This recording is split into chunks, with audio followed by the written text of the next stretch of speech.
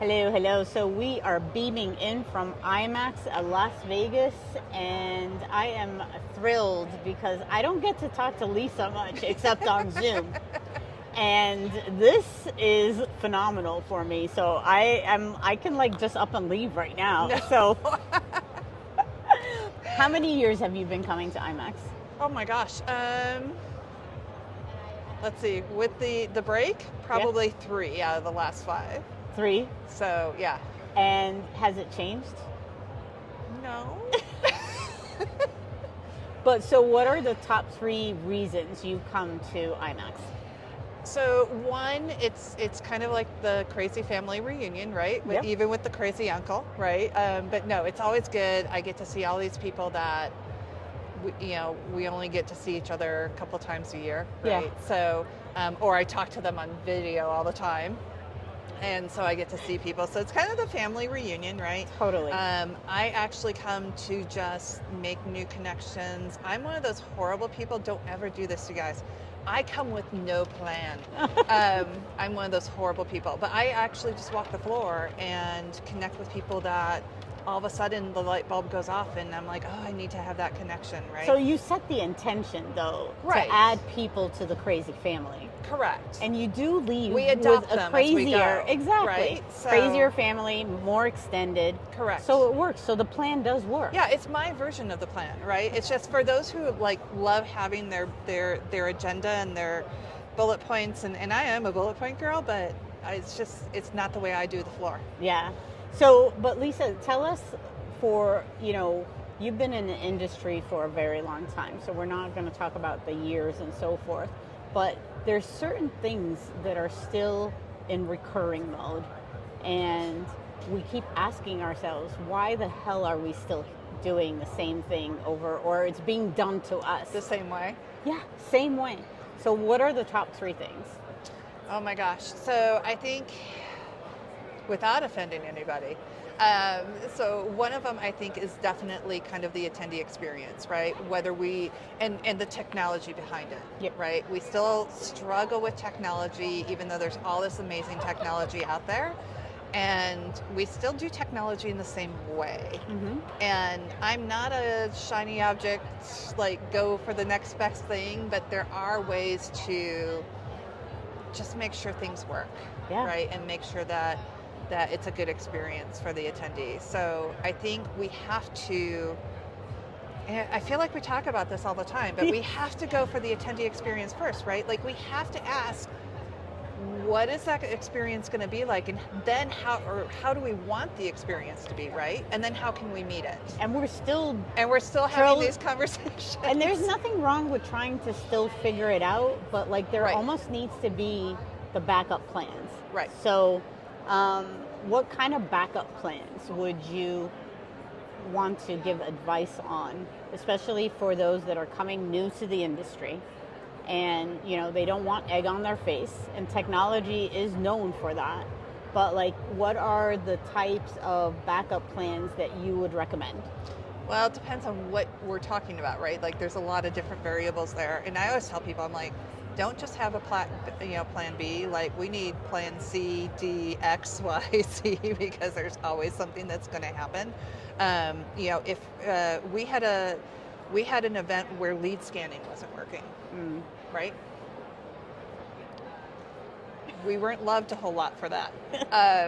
But at the same time, it was conversations with the exhibitors to say, well, just because the scanner isn't working doesn't mean that as an exhibitor you can't pull out a piece of paper and a pen, right? So I think sometimes we rely on technology a little bit too much. Yeah. And sometimes we have to go back to just the basics of what we were doing 10 years ago and say, okay, if this fails, right, then punt, pull out a piece of paper, write down the person's information, and go with it. Yeah. Right? I had an instance this morning that my meeting wasn't showing on their list. Now, they could have taken that either way, right? They could have simply said, oh, nope, sorry, you're not on our list. You're not on our right? schedule. But of course they didn't, right? And they were like, we'll find somebody for you. We're still going to have this meeting. There was a quick glitch in the system. It showed up later, The gremlins are out there. Totally. So we have to be able to, whether we're talking sales teams, whether we're talking production teams, whether we're talking anything, we have to be able to hunt. And, as event professionals, we're really good at that. Totally. It's one of our superpowers. It is. Yeah. It is. But we have to be able to adjust and go with it. Yeah, definitely. Well, on that note, the other thing that I keep hearing about, especially on the show floor here at IMEX, is it's becoming a shorter lead time in regards to events. It's becoming, the runway is getting not only short but narrow, and ultimately it also is about like attendee acquisition, right? And people registering, later. So those trends sort of impact the worst case scenario planning, right. The agility that you have to bring. And so what is points of advice from that aspect? So we're seeing two things. We are seeing, from an attendee perspective, people registering at the last minute, right? Mm-hmm. Like, I pay a lot of money for this color, right? Like the gray, it's ridiculous. Gray's not purple here, right there. I know, so love your hairdresser and just pay for that. Yes. But no, so we're seeing where the attendees are registering super last minute and giving us all heart attacks that nobody's coming, and then all of a sudden you have thousands of people coming, so you have to be able to adjust for that and have faith. But then we're also seeing from the client side, last minute. Mm-hmm. So I had a client who called me and said, we're going to live, right? We've been doing virtual for years. We're finally going to live. Kind of forgot that we don't have a registration platform. We don't know how to do reg. Can you help us? And I said, well, of course I can. I said, when is the show? And they gave me the date, and it was 6 weeks away. Oh, wow. So they hadn't even thought, so on the client side, right? They're not thinking that far ahead anymore either.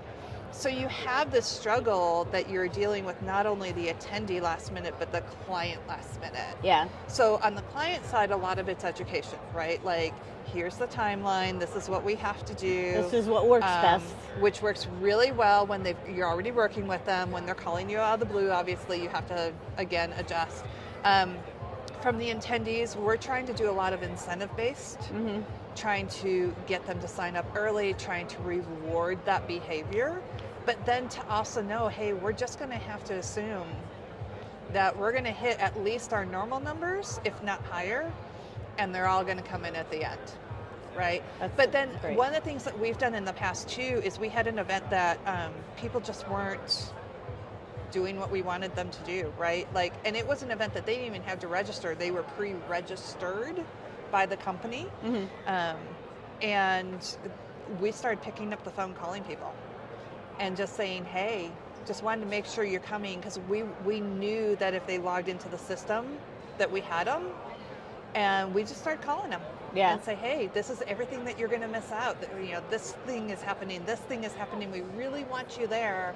We need you to log in the system, get this updated, get this ready to go, and ended up with a 96% show rate on it. That's amazing. And it was all from, again, old school, That's right? old Pick school, up the phone. traditional. Right. Yeah. But sometimes you have to go back to that. If you're not Definitely. seeing the behavior, then try something new, which is Perfect. actually old. Yeah. Yeah. Something new, something old, something borrowed. borrowed. Borrowed and something blue, right? There you go. Yeah, there you go. It was great chatting, Absolutely. and I hope you have a wonderful IMAX. Absolutely. And I hope I It's get always to fun. chat with you another time, but not on Zoom. Well, There we probably it's go. going to be on Another Zoom. time in person. Yeah, exactly. Thank you, Perfect. Lisa. Absolutely. Thanks.